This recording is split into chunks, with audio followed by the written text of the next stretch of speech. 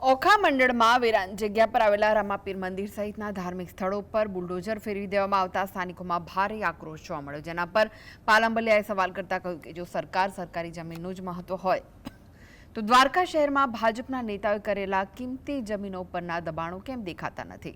વેરાન જગ્યા પર બુલડોઝર ચલાવતા તંત્રમાં જો ખરેખર દમ હોય તો ભાજપના નેતાઓના ગેરકાયદે બંગલાઓ અને ઓફિસો પર કાર્યવાહી કેમ નથી થતી।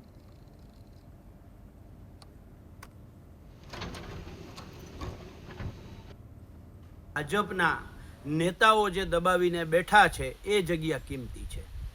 દ્વારકા શહેરની અંદર જ્યાં 1 ફૂટ કે 1 વારનો ભાવ લાખો રૂપિયા જે છે એ જમીન ભાજપના નેતાઓની દુકાનો છે, ભાજપના નેતાઓની ઓફિસો છે, ભાજપના નેતાઓના બંગલાઓ છે, ભાજપના નેતાઓની હોટલો છે, ભાજપના નેતાના હોટલના પાર્કિંગો છે। એ કેમ પાડવામાં નથી આવતું?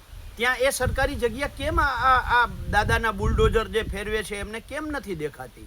માત્ર લોકોના ધાર્મિક સ્થળો, એ રામદેવ પીરનું મંદિર હોય કે ક્યાંક દરગાહ હોય